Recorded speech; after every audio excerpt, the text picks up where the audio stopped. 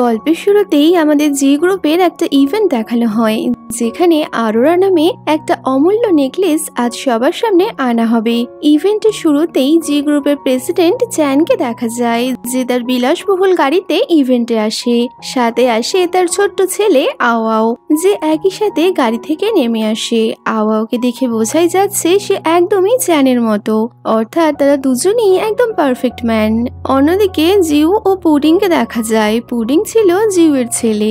তাদের দুজনকেও এই ইভেন্টে দেখা যায়, তবে তারা এই ইভেন্ট অ্যাটেন্ড করতে নয়, বরং ওই নেকলেসটা চুরি করতে এসেছিল। তো জিউ পুডিংকে অপেক্ষা করতে বলে একাই সেই নেকলেস চুরি করতে যায়। অন্যদিকে ইভেন্টের পার্কিং লটে আকাই নামে একটা ছেলেকে জিউর সাথে কথা বলতে শোনা যায়। আকাই জিউয়ের পার্টনার, যে কিনা হ্যাকিং এ মাস্টার। তো আকাই পাসওয়ার্ড হ্যাক করে দিলে জিউ অনায়াসে সেই রুমে প্রবেশ করে যেখানে নেকলেসটা রয়েছে। রুমের মধ্যে একটাই মাত্র বক্স। চুরি করার আগে জিউ মনে মনে বলে, মা, এত অপেক্ষার পর তোমার এই নেকলেসটা আমি পেয়েছি। আসলে এই নেকলেসটা জিউয়ের মায়ের ছিল, কিন্তু নেকলেসটা জিউয়ের মায়ের হলেও সেটা এখানে কি করে এলো, যার উত্তর আমরা গল্প এগোনোর সাথে সাথেই জানতে পারবো। তো বক্স খুলে জিউ দেখে সেখানে কোনো নেকলেস নেই, আর বক্স খোলা মাত্রই পুরো এরিয়াতে সিকিউরিটি অ্যালার্ম বেজে ওঠে। আকাই জিউকে সঙ্গে সঙ্গে সেখান থেকে বেরোতে বললে দেখা যায় সিকিউরিটি সেখানে চলে এসেছে, যা দেখে পুডিং তাদের ধ্যান নিজের দিকে করে। আর এই ফাঁকে জিউ সেখান থেকে বেরিয়ে যায়। সেখান থেকে বেরোতে বেরোতেই জিউ নিজের ড্রেস চেঞ্জ করতে থাকে, যাতে তাকে কেউ চিনতে না পারে। অন্যদিকে সিকিউরিটি অ্যালার্ম বাজলে চ্যানের ম্যানেজার চ্যানকে বলে, স্যার, মনে হচ্ছে নেকলেসটা চুরি করতে কেউ ইভেন্টে ঢুকে পড়েছে। কোনো চোর ইভেন্টে ঢুকেছে। এই শুনে চ্যান আওয়াওকে খুঁজতে যায়। এদিকে দেখা যায় আওয়াও ও পুডিং তাদের মামা পাপ্পাকে খুঁজে বেড়াচ্ছে, কিন্তু অদ্ভুত ব্যাপার, আওয়াও ও পুডিংকে হুবহু একই রকম দেখতে লাগছে। মনে হবে তারা যমজ ভাই। পাশাপাশি সিঁড়ি দিয়ে নামার সময় জিও চ্যানের সাথে ধাক্কা লাগে। একে অপরের মুখোমুখি হয়ে তারা দুজনেই অবাক। চ্যান জিওকে বলে, আমরা কি একে অপরকে চিনি? এই বলে চ্যান জিওর হাত ধরলে সেলফ ডিফেন্সের জন্য জিও চ্যানকে মেরে সেখান থেকে পালিয়ে যায়, যা দেখে চ্যান তার ম্যানেজারকে জিওকে ধরতে বলে। তখনই চ্যানের সামনে কিছু ফ্ল্যাশব্যাক চলে আসে, যেখানে সে আর জিও একে অপরকে কিস করছে। কিন্তু এরমটা কেন, এর উত্তরও অপেক্ষা করো, জানতে পারবে। ওদিকে পুডিং তার মাকে খুঁজছে। এর মধ্যেই চ্যানের ম্যানেজার পুডিংকে আওয়াও ভেবে নিজের সাথে নিয়ে যায়। পুডিং চ্যানকে দেখে বলে, আঙ্কেল, আপনি কে? চ্যান বলে, নিজের পাপ্পাকে চিনতে পারছো না? পুডিং মনে মনে ভাবে, হতে পারে এই ব্যক্তি নিজের ছেলেকে চিনতে পারছে না।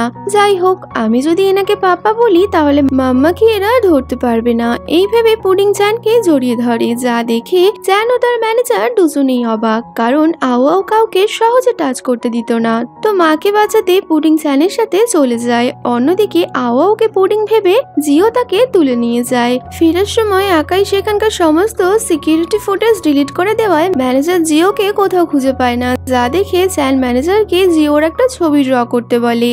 আর ছবিটা ছিল ঠিক এই রকম, যা দেখে ম্যানেজার কি বলবে বুঝতেই পারছে না।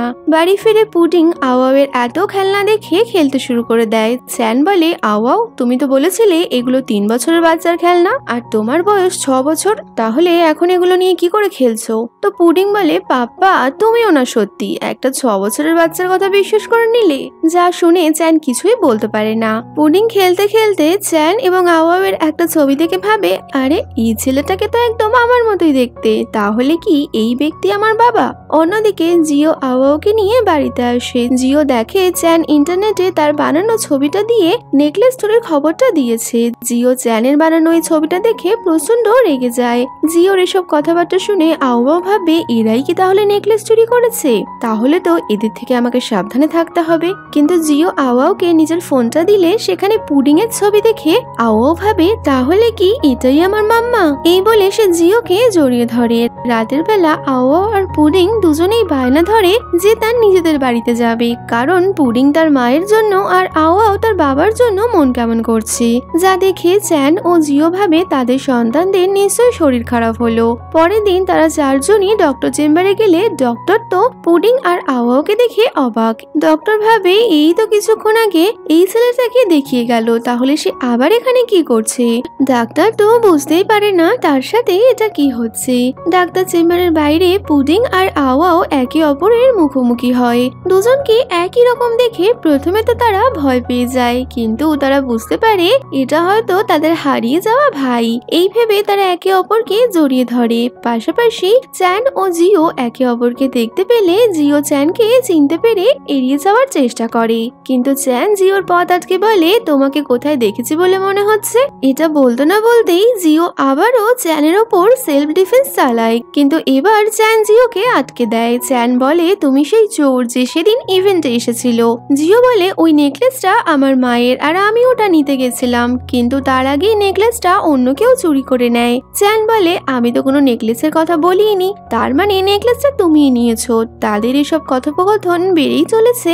এর মধ্যেই সেখানে একদিক থেকে আওয়া বলে, পাপা তুমি এখানে কি করছো? তো অন্যদিক থেকে পুডিং বলে, মাম্মা তুমিও এখানে আছো? পুডিং আর আওয়াওকে একসাথে দেখে চ্যান আর জিও ভারী অবাক, কারণ তাদের দুজনকে হুবহু একই রকম দেখতে।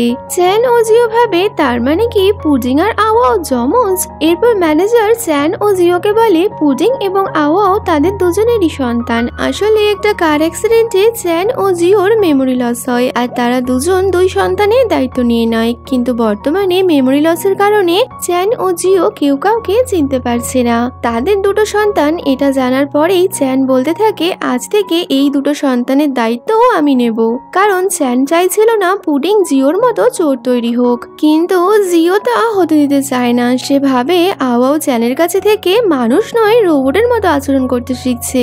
এই নিয়ে তাদের মধ্যে তর্ক বিতর্ক লাগলে ম্যানেজার ভাবে এই ঝামেলার থেকে বিয়ে না করাই ভালো। পুডিং ও আওয়াওয়ের খিদে পেলে চ্যান তাদের জন্য খাবার বানায়, কিন্তু আওয়াও সেই খাবার খেতে পারছিল না, যা দেখে জিও আবারও খাবার বানিয়ে আনে।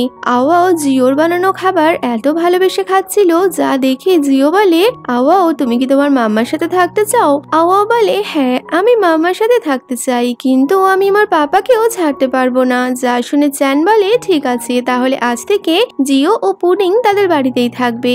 এই শুনে তো জিও ভারী অবাক। এরপর চ্যান তার উকিলের সাথে বাচ্চাদের কাস্টাডি নিয়ে কথা বলছে। এর মধ্যেই জিও সেখানে এসে বলে, সে যতদিন এখানে থাকবে ততদিন তার ভাড়া এমনকি সমস্ত খরচের দায়িত্ব সে নিজেই নেবে, আর ভবিষ্যতে তার বাচ্চাদের দায়িত্ব সে একাই নিতে পারবে। চ্যান বলে, ঠিক আছে তুমি তোমার খরচের টাকা দিতেই পারো, কিন্তু বাচ্চাদেরটা আমি দেব, কারণ আমি তাদের বাবা। জিও চ্যানের কথা মানতে চায় না আর বলে, যতদিন না আমাদের দুজনের মেমোরি ফিরে আসছে ততদিন অবধি আমরা আলাদাই থাকবো। এই বলে জিও সেখান থেকে চলে যায়। রাতে চ্যান তার পুদিনা গাছে খুব সুন্দর করে যত্ন নিচ্ছিল। তখনই পুডিং বলে, আমি পুদিনা খুব পছন্দ করি, যেমনটা আমি আমার মাম্মাকে পছন্দ করি। এই শুনে চ্যান একটু ইমোশনাল হয়ে যায়। সকাল হলে চ্যানের ঘুম ভাঙে।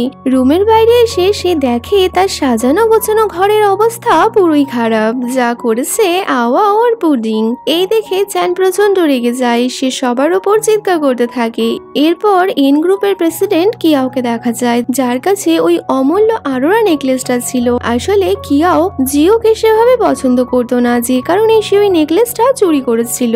রাতে চ্যান কফি বানাচ্ছিল, পেছন থেকে ফেস প্যাক লাগিয়ে জিও চ্যানকে এসে ডাকলে জিওর ওই ভূতের মতো মুখ দেখে চ্যান প্রচন্ড ভয় পেয়ে যায়। চ্যান দেখে জিও যে ফেস প্যাকটা লাগিয়েছে তার থেকে পুদিনার গন্ধ আসছে। সঙ্গে সঙ্গেই চ্যান তার পুদিনা গাছ চেক করলে দেখা যায় গাছের একটা পাতাও আর আস্ত নেই, অর্থাৎ সম্পূর্ণ গাছটাই জিও তার মুখে লাগিয়ে নিয়েছে। চ্যান জিওকে কিছু বলতো, তার আগেই জিও চ্যানের মুখ চেপে ধরলে চ্যান কিছু বলতে পারে না। কিন্তু তাদের দুজনকে কাছাকাছি দেখে পুডিং বলে, মাম্মা পাপ্পা তোমরা কি একে অপরকে কিস করতে যাচ্ছিলে? পুডিং এর এই কথায় তারা দুজনেই লজ্জা পেয়ে যায় আর পুডিংকে বলে, তুমি এখানে কি করছো? অনেক রাত হয়েছে, যাও ঘুমোতে যাও। পরের দিন চ্যান আবারও তার বাড়ির একই অবস্থা দেখে। এবার সে নিজেকে শান্ত রাখতে মেডিটেশন করতে বসে। চ্যান মেডিটেশনে বসে, কিন্তু জিওর কাণ্ড কারখানায় চ্যান কোনো মতোই নিজের মনকে শান্ত করতে পারছিল না, যে কারণে চ্যান জিওকে শায়েস্তা করতে কিছু পুদিনা গাছের অর্ডার দেয়, কারণ আগের দিন চ্যানের শখের পুদিনা গাছ জিও তার মুখে লাগিয়েছিল। তো এবার জিওর পালা সেই নতুন পুদিনা গাছগুলোকে বড় করার। ডেলিভারি বয় সেই পুদিনা গাছ আনলে জিও বুদ্ধি কাটিয়ে আওয়াওকে শপিং করানোর বাহানায় বাড়ি থেকে বেরিয়ে যায়, যার ফলে পুদিনা গাছের দায়িত্ব উল্টো চ্যানকেই নিতে হয়। বাড়িতে থাকাকালীন চ্যান পুডিংকে খাওয়ার সঠিক নিয়ম শেখাচ্ছিল, কিন্তু দেখা যায় অবাধ্য পুডিং চ্যানের নিয়মে খাবার খাওয়া তো অনেক দূরের কথা, উল্টে খেতে গিয়ে সেই খাবার চ্যানের মুখেই ছুঁড়ে মারে। এরপর শুরু হয় পুডিং এর তাণ্ডব। কখনো সে চ্যানকে ঘোড়া বানিয়ে তার পিঠে চড়ে বসছে, তো আবার কখনো ড্রাগন বানিয়ে তার সাথে লড়াই করছে। লড়াই করতে করতে পুডিং ঘুমিয়ে পড়লে চ্যান তাকে আদর করে শুয়ে দেয়। এত জ্বালা যন্ত্রণার পরেও পুডিংকে দেখে চ্যানের মুখে এক অজানা হাসি। অন্যদিকে শপিং করতে গিয়ে জিওর কার্ড কাজ করছিল না। চ্যান এসে জিওকে কার্ড দেয়, কিন্তু জিও চ্যানের কার্ডটা নিতে চায় না আর বলে এই দোকানে আমার কার্ড কাজ করছে না, কিন্তু অন্য দোকানে করবে। এই বলে সে অন্য একটা দোকানে শপিং করলেও সেখানেও একই অবস্থা। বাধ্য হয়ে জিও ধার বাকিতে শপিং করে আনে, কারণ দোকানদার জিওর পরিচিত ছিল। রাতে জিও ড্রিঙ্ক করছিল, তো এমন সময় চ্যান বলে এইসব হাইজেনিক ফুড খাওয়া শরীরের পক্ষে ভালো না। কিন্তু জিও চ্যানের কথা শুনলে তো সে উল্টে চ্যানকে সেই হাইজেনিক ফুড খাইয়ে দেয়, যা চ্যানের অনেকটাই ভালো লাগে। এরপর তারা দুজনেই একসাথে ড্রিঙ্কস করে, আর ড্রিঙ্ক করতে করতে তারা একে অপরকে কিস করে ফেলে। পরের দিন জিও পুডিং এর স্কুলের প্যারেন্টস এর মিটিং এ গেলে সেখানে কিছু মহিলারা পুডিং এর বাবার ব্যাপারে সমালোচনা করছিল, যা শুনতে পেয়ে জিও তাদের কিছু বলতো, কিন্তু তখনই সেখানে চ্যান চলে আসে। জিও চ্যানকে নিয়ে বাইরে আসে আর বলে তুমি এখানে কি করছো? চ্যান বলে আমি পুডিং এর বাবা, তাই আমার ওইখানে থাকার অধিকার আছে। চ্যান এই কথা বললেও জিও তা মানতে নারাজ। বাধ্য হয়ে তারা দুজনেই মিটিং অ্যাটেন্ড করে। টিচার বলে পুডিং তার মা বাবাকে একসাথে দেখতে চায়, আপনারা দুজন এত সুইট কাপল, তাহলে আলাদা কেন থাকছেন? বাচ্চাটার মনটা একটু বোঝার চেষ্টা করুন। এরপর জিওকে তার বাবা ফোন করে ডেকে পাঠায়। জিওর বাবা একজন অসৎ ব্যক্তি ছিল। জিও তার বাবার পাঠানো ঠিকানায় আসলে বাবা বলে তুমি যে নেকলেসটা চুরি করেছো সেটা কোথায়? আমাকে দাও, আমার টাকার প্রয়োজন। জিও বলে নেকলেস আমার কাছে নেই, কিন্তু তার বাবা জিওর কথা মানতে চায় না এবং তার হাত ধরে টানাটানি করলে সেখানে চ্যান চলে আসে। চ্যানকে দেখে জিওর বাবা ভয় পেয়ে যায়, আর চ্যান ম্যানেজারকে দিয়ে জিওর বাবাকে সেখান থেকে নিয়ে যায়। জিও ভয় পেয়ে গেছে দেখে চ্যান জিওকে নিজের বুকে টেনে বলে আমি থাকতে তোমার আর আমার সন্তানদের কোনো ক্ষতি হতে দেব না। এরপর হঠাৎই একদিন চ্যানের বাড়িতে আকাই আসে। আকাইকে দেখে জিও তো ভারী অবাক। প্রথমে তো সে আকাইকে বাড়িতে ঢুকতেই দিচ্ছিল না। আকাই জোর করে ভেতরে ঢুকলে চ্যানকে দেখে আকাই বলে আমি জিও ও পুডিংকে নিজের সাথে নিয়ে যেতে চাই, কিন্তু চ্যান তা হতে দেবে না। চ্যান জিওকে আজকালে আকাই বলে জিও তুমি বলো তুমি কোথায় থাকবে? জিও চুপ করে আছে দেখে আকাই সেখান থেকে চলে যায়। আকাই চলে যাওয়াতে জিওর মন খারাপ হয়ে গেলে চ্যান জিওকে সামলায়। চ্যান এরপর জিওকে নিজের মায়ের সাথে দেখা করাতে নিয়ে যায়। জিওর মা দুই আও আও ও জিওকে দেখে ভারী অবাক, কারণ সে তো পুডিংকে চেনেই না, তাই সে পুডিংকেও আও আও ভাবছিল। আসলে চ্যানের মা জিওকে পছন্দ করতো না, যে কারণে সে জিওকে ডেকে বলে তুমি যে চ্যানকে বিশ্বাস করে তার সাথে থাকছো, চ্যান কি তোমায় বিশ্বাস করে? মায়ের মুখে এমন কথা শুনে জিও চিন্তায় পড়ে যায়। বাড়ি ফিরে চ্যানকে বাচ্চাদের কাস্টাডি নিয়ে উকিলের সাথে কথা বলতে শোনা যায়। তখনই জিও চ্যানের কাছে এসে বলে আচ্ছা একটা কথা সত্যি করে বলো তো, তুমি পরিবার চাও তো, বা আমাদের সবাইকে একসাথে চাও তো? চ্যান বলে হ্যাঁ আমি পরিবার চাই। সকালে ঘুম থেকে ওঠার সময় জিও দেখে চ্যান তার পাশেই শুয়ে আছে। চ্যান খুব রোম্যান্সের সাথে জিওকে কিস করে। কিস করতে করতে চ্যান বলে জিও আমার একটা বেবি চাই। জিও বলে আমাদের তো দুটো বেবি আছে। চ্যান বলে না আমার একটা বেবি গার্ল চাই। এই শুনে জিও লজ্জায় পড়ে চ্যানকে নিজের থেকে দূরে সরালে দেখা যায় এটা জিওর স্বপ্ন ছিল। তো পরে জিও সোফায় বসেছিল, চ্যান এসে তার পাশে বসে। স্বপ্নে এমন কিছু দেখায় লজ্জায় পড়ে জিও চ্যানকে এড়িয়ে যাচ্ছিল। এর মধ্যেই জিওর ফোনে আকাইয়ের ফোন আসে। সেখানে আকাই জিওকে একটা বিজনেস ট্রিপে যেতে বলে। বিষয়টা চ্যানের অদ্ভুত লাগে, কিন্তু সে জিওকে কিছু বলে না। আকাই ও জিও বিজনেস ট্রিপে গেলে দেখা যায় চ্যান ও ম্যানেজারও জিওকে ফলো করতে করতে সেখানে পৌঁছে গেছে। প্রথমে আকাই ও জিও একটা হোটেলে উঠলে হোটেলে একটাই মাত্র রুম ছিল, যে কারণে তাদেরকে একই রুমে থাকতে হয়। একটা মেয়ে তাদেরকে রুম দেখিয়ে চলে যায়। যাওয়ার সময় মেয়েটাকে এন গ্রুপের প্রেসিডেন্ট কিয়াওয়ের সাথে কথা বলতে দেখা যায়। আসলে এটা কিয়াওয়ের একটা প্ল্যান ছিল, যাতে সে জিওকে বদনাম করতে পারে। তো তারা দুজন রুমে ছিল। এর মধ্যেই একটা মাস্ক পরে ওয়েটার তাদেরকে ডিস্টার্ব করতে বারবারই কিছু না কিছু জিনিস নিয়ে তাদের রুমে আসছে। শেষে ওই ওয়েটার রুম সার্ভিসে এলে জিও তাকে ঘরে এনে তার মাস্কটা খুললে দেখা যায় ওয়েটারের সাজে চ্যান সেখানে এসেছে। বিজনেস ট্রিপে চ্যানকে দেখে জিও প্রচন্ড রেগে যায়। সে চ্যানকে বলে তুমি আমাকে ফলো করছো? চ্যান বলে একদম না, তোমার সেফটির জন্য আমি এখানে এসেছি। আমি ওই আকাইকে একদমই বিশ্বাস করি না। তারা দুজন কথা বলছে। এর মধ্যেই আকাই ওয়াশরুম থেকে বেরিয়ে চ্যানকে দেখে প্রচন্ড রেগে যায়। চ্যান ও আকাইয়ের মধ্যে ঝামেলা লাগলে জিও তাদের দুজনকে সামলায়। পরের দিন আকাই ও জিও তাদের বিজনেস ডিল করতে গেলে দূর থেকে চ্যান তাদেরকে ফলো করে। দেখা যায় ওই বিজনেস ডিলে কিয়াও এসেছে। আসলে আকাই জানতো যে কিয়াও ওই নেকলেসটা চুরি করেছিল, যে কারণে সে ওই নেকলেসটা জিওকে পাইয়ে দিতে কিয়াওয়ের সাথে এই বিজনেস ডিলটা করতে চায়। কিন্তু কিয়াও কম চালাক ছিল না। দূর থেকে কিয়াও চ্যানকে দেখতে পেয়ে তার কাছাকাছি যাওয়ার চেষ্টা করে। তো কিয়াওকে চ্যানের কাছাকাছি দেখে জিও কোনো মতেই মানতে পারছিল না, যে কারণে সে ওই ডিল না করে ফেরত চলে যায়। তো পরে আবারও কিয়াও জিওকে মেসেজ করে বিজনেস ডিল সাইন করতে ডাকে, কিন্তু সেখানেও চ্যান এসে জিওকে সঙ্গে করে নিয়ে যায়, যার ফলে কিয়াওয়ের সমস্ত প্ল্যান বেকার হয়ে যায়। চ্যান এভাবে জিওকে নিয়ে আসায় তাদের দুজনের মধ্যে তর্ক বিতর্ক শুরু হয়। ড্রাইভ করতে করতে তারা তর্ক করছে, তখনই সামনে থেকে একটা ট্রাক তাদের দিকে ছুটে আসে। আর এখানেই সময় ফ্ল্যাশব্যাকে চলে যায় যখন চ্যান জিওকে ভালোবেসে বিয়ে করেছিল। তারা দুজনে একসাথে অনেক খুশি ছিল। আওয়া ও পুডিং পৃথিবীতে আসে, কিন্তু কথা আছে না, সুখ কপালে বেশি দিন সয় না। তাদের জীবনে সব থাকার পরেও চ্যানের পরিবার জিওকে মেনে নিতে পারেনি। জিও সিদ্ধান্ত নেয় সে তার দুই সন্তানকে সাথে নিয়ে চ্যানকে ছেড়ে চলে যাবে। যাওয়ার সময় চ্যান জিওর পথ আটকালে তাদের মাঝে তর্ক বিতর্ক লাগে। আর এইভাবেই তাদের আগের বাড়ির অ্যাক্সিডেন্টটা হয়েছিল। তো সময় ফিরে আসে বর্তমানে। চ্যানের জ্ঞান ফিরে জিও তার সামনেই ছিল। চ্যান জিওকে জড়িয়ে ধরে বলে, আমার সবকিছু মনে পড়ে গেছে জিও, তোমার কি কিছু মনে পড়লো? দেখা যায় এই কথা শুনে জিও কেমন যেন কথাটা এড়িয়ে যাওয়ার চেষ্টা করে। তো চ্যান ভাবে হতে পারে পুরনো স্মৃতিগুলো যদি জিওর সামনে আনা যায় তাহলে জিওর আগের সমস্ত স্মৃতি মনে পড়ে যাবে।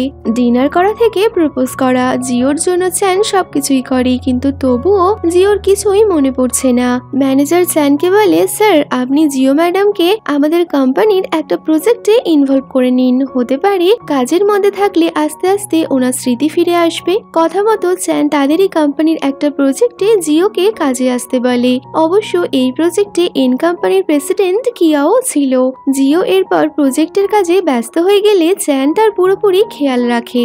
প্রজেক্ট সাবমিশনের দিন জিয়াওয়ের পারফরমেন্সের সময় দেখা যায় কেউ ইচ্ছাকৃত তার ল্যাপটপের প্রজেক্টের জায়গায় কার্টুনের ভিডিও রেখে দিয়েছে, যা দেখে কিয়াও জিওকে অপমান করার চেষ্টা করে। কিন্তু ঠিক সময় চ্যান ওই প্রজেক্টের একটা ব্যাকআপ ফাইল এনে জিওকে দেয়, যেটা দিয়ে জিও খুব সুন্দর করে একটা প্রেজেন্টেশন সবার সামনে প্রেজেন্ট করে। এবং দেখা যায় ওই প্রজেক্ট ফাইল অন্য কেউ নয়, কিয়াও জিওকে বদনাম করার জন্য পাল্টে দিয়েছিল। সবারই জিওর প্রজেক্ট খুব ভালো লাগে, এমনকি চ্যানের মায়েরও। মায়ের মুখে জিওর প্রশংসা শুনে চ্যান আজ খুব খুশি। জিও ওয়াশরুমে ছিল, সেখানেই কিয়াও এসে চ্যানের উকিলের একটা ফাইল দিয়ে বলে, দেখো তুমি চ্যানকে বিশ্বাস করলেও চ্যান তোমায় বিশ্বাস করে না, সে তোমাকে তোমার সন্তানদের থেকে আলাদা করে দিতে চাইছে। জিও বাড়ি ফেরে। জিওর সাকসেসে চ্যান তার জন্য ডিনার প্ল্যান করেছে। ডিনার করতে করতে জিও বলে, বিয়ের আগের 1 বছর আমরা অন্য একটা আইল্যান্ডে ছিলাম যেখানে আমাদের অ্যাক্সিডেন্ট হয়েছিল। জিওর মুখে একথা শুনে চ্যান অবাক। চ্যান বলে, জিও তোমার আগে সবকিছু মনে পড়ে গেছে, তুমি একথা আমাকে আগে কেন বলনি? জিও উকিলের ফাইলটা চ্যানকে দিয়ে বলে, কাকে বলবো? তোমাকে? তোমার মতো একজন বিশ্বাসঘাতককে, যে কিনা আমাকে বিশ্বাস করে না, যে চাই এক মাকে তার সন্তানের থেকে আলাদা করে দিতে, তাকে বলবো? ফাইলটা দেখে চ্যান বুঝতে পারে জিও তাকে ভুল বুঝছে। চ্যান বলে, জিও আমি ভয় পেয়েছিলাম, আমি ভাবতাম আমাদের পুরনো স্মৃতি তোমার মনে নেই, হতে পারে তুমি আমাদের 2 সন্তানকে সমান চোখে দেখবে না, যে কারণে তোমাকে আমাদের সন্তানের থেকে আলাদা করতে আমি উকিলের সাথে কথা বলি, প্লিজ তুমি আমার কথাটা শোনো, আমায় ভুল বুঝো না। চ্যানের কোনো কথা না শুনেই জিও বাড়ি ছেড়ে চলে যায়। চ্যানের চোখে জল। বসে বসে চ্যান জিওর কথাই ভেবে চলেছে। আওয়া ও পুডিং চ্যানকে এসে বলে, পাপ্পা মাম্মা কোথায়? মাম্মাকে দেখতে পাচ্ছি না। চ্যান বলে, তোমাদের মাম্মা একটা কাজে গেছে, খুব তাড়াতাড়ি ফিরে আসবে। এই বলে চ্যান তার ম্যানেজারকে গিয়ে আওয়া এবং পুডিংকে তাদের গ্র্যান্ডমার বাড়িতে দিয়ে আসতে বলে। চ্যান জিওর খোঁজে আকাইয়ের বাড়িতে আসে। প্রথমে তো আকাই চ্যানকে জিওর খোঁজ দিতে চায় না, কিন্তু চ্যান রিকোয়েস্ট করলে আকাই বলে, কিয়াওয়ের জন্য আজ তোমাদের এই অবস্থা।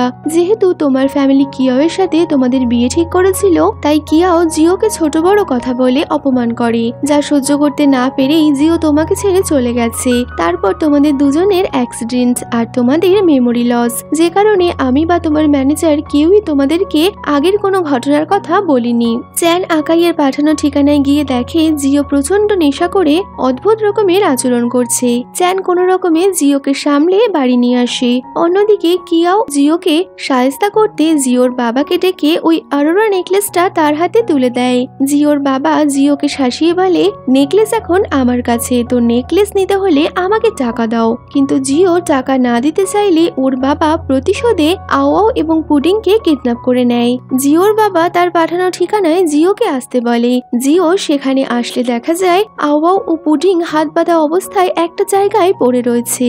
বাবা জিওকে একটা কন্ট্রাক্ট পেপারে সাইন করতে বলে, যে পেপারটা কিয়াও জিওর বাবাকে দিয়েছিল। আসলে কিয়াও চ্যানের কোম্পানি নিজের হাতে নিতে চেয়েছিল। সন্তানদের বাঁচানোর জন্য জিও পেপারে সাইন করে দেয়। আর ঠিক তখনই চ্যান এসে জিওর বাবাকে অনেক মারে আর তাদের সবাইকে ওখান থেকে বাঁচিয়ে আনে। ফেরার সময় কিয়াও চ্যানের সাথে দেখা করে। কিয়াও জিওর ব্যাপারে চ্যানকে ভুল কিছু বোঝানোর চেষ্টা করলে জিও কিয়াওকে এক চড় মেরে দেয়। রেগে গিয়ে কিয়াও বলে, চ্যান, বর্তমানে আমি তোমার কোম্পানির অর্ধেক শেয়ার হোল্ডার, আমি তোমাকে বরবাদ করে রেখে দেব। দেখা যায় কিয়াও তার শেয়ার কোম্পানি থেকে তুলে নিয়েছে, যে কারণে বাকি ইনভেস্টররা পরবর্তী কোনো প্রজেক্টে ইনভেস্ট করতে চাইছে না। চ্যান খুব চিন্তায় পড়ে যায়। এমন সময় জিও কোম্পানিতে আসে। জিও তার মায়ের সেই অমূল্য অরোরা নেকলেসটা কোম্পানির শেয়ারে ইনভেস্ট করে, যা দেখে বাকি শেয়ার হোল্ডাররা ইনভেস্ট করতে রাজি হয়। আসলে জিওর বাবাকে পুলিশে ধরিয়ে দেওয়ার পর চ্যান জিওর বাবার থেকে ওই নেকলেসটা নিয়ে জিওকে দিয়ে দিয়েছিল। চ্যানের এমন খারাপ পরিস্থিতিতে জিও যেভাবে চ্যানের পাশে দাঁড়ালো, এতে চ্যান আজ অনেক খুশি। এরপর একদিন চ্যান ও জিও ফিরছে, তো পার্কিং এ গাড়ি নিয়ে তাদের উপর হামলা করে কিয়াও। কিন্তু কিয়াওয়ের বাবা সেখানে এসে কিয়াওকে নিজের সাথে নিয়ে যায়। আর কিয়াওয়ের এই ব্যবহারের জন্য উনি চ্যানের কাছে ক্ষমা চায়। তো সব বাধা বিপত্তি মিটে গেলে চ্যান জিওকে নিজের মনের কথা জানিয়ে প্রপোজ করে। তো জিও চ্যানের প্রপোজাল একসেপ্ট করে নেয়। বেশ কিছুদিন পর চ্যান সবার জন্য ডিনার বানালে খাবার মুখে দিয়ে জিয়াওয়ের গা গুলিয়ে ওঠে। চ্যান ভাবে সে কি এতটাই খারাপ রান্না করেছে। ওদিকে আওয়াও বলে, পুডিং, আমাদের পরিবারে খুব তাড়াতাড়ি একটা বোন আসতে চলেছে। আর এই হ্যাপি এন্ডিং এর সাথে এই ভিডিওটা এখানেই শেষ হয়ে যাচ্ছে। তো ভিডিও কেমন লাগলো কমেন্টে বলো। ভালো লাগলে লাইক শেয়ার করো, যাওয়ার আগে চ্যানেলটা সাবস্ক্রাইব করো। তো দেখা হচ্ছে নতুন কোনো ভিডিওতে। Till then, by.